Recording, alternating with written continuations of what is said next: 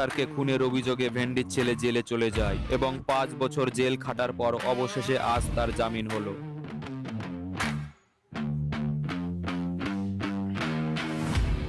যা আজকে থেকে একটা সুন্দর জীবন যাপন শুরু করবি, আর উল্টো পাল্টা সিদ্ধান্ত নিবি না যাতে আবার তোর জেলে আসতে হয়। একদম স্যার, একদম স্যার, একটু খৈনি হবে। থাকতেই পারি না তো। এই দাঁড়াও দাঁড়াও, ভেন্ডির ছেলে যাচ্ছে। এই ভেন্ডির ছেলে ভাগ কানকির ছেলে।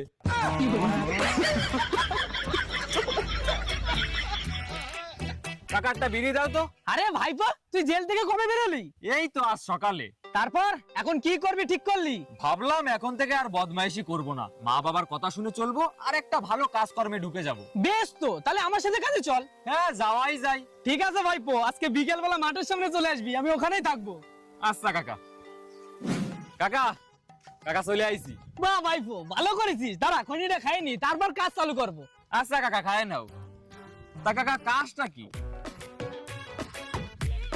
একদম সহজ কাজ রে ভাইপো, কোনো কষ্ট নাই। আচ্ছা, সামনে ক্ষেত দেখতে পাচ্ছিস? হ্যাঁ। একটু দাঁড়ায় ভেন্ডি তুলতে হবে। কি ভাইপো, খুব সহজ কাজ না?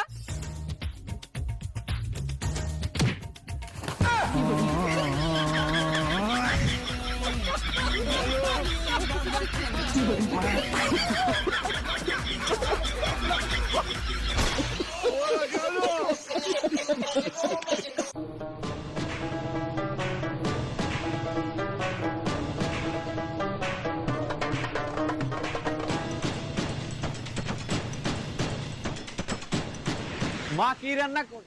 দূর শুনবো না, সেই তো বলে রে একই ভেন্ডি আর সজনের ডাটা রানবে। প্রত্যেকে বলে আমি মুড়ি চানাচুর কিনে খাইনি মানে। আমি বললাম চলে আসিস বাজারে, তো একটু মাংস কিনে নিয়ে আয় দিই। বাড়ি আত্মস্বজন আসতেছে। বাহ ভগবান, তোমার কি লীলা! মরার আগে মনে হচ্ছে একটু ভালো মন্দ খেয়ে যেতে পারবো। কিরে দাঁড়ায় না থাকি, তাড়াতাড়ি যা, লোকজন চলে আসবে না। হ্যাঁ, ব্যাগটা দাও, যাচ্ছি। কাকিমা চলে এসেছি, কেমন আছো? ভালো আছি বাবা, তোমরা ভালো আছো? হ্যাঁ, আমরা সবাইও ভালো আছি। তাড়াতাড়ি যা, বাজারে তো মাংসটা নিয়ে আয়। আরে মাংস এনো না আমাদের জন্য, মাংস তো আমরা প্রায় খেয়ে থাকি। তাহলে কি খাবার কও, তোমার জন্য সেই ডেই বানাম। আমরা আরো আসলাম তোমাদের এখানে টাটকা টাটকা শাকসবজি খাবো বলে। আমি না পালং শাক খাবো, আমার খুব ফেভারিট।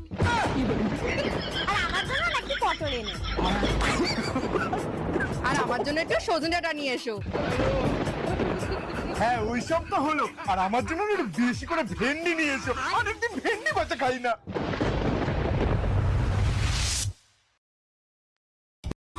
ডাক্তারকে খুনের অভিযোগে ভেন্ডির ছেলে জেলে চলে যায় এবং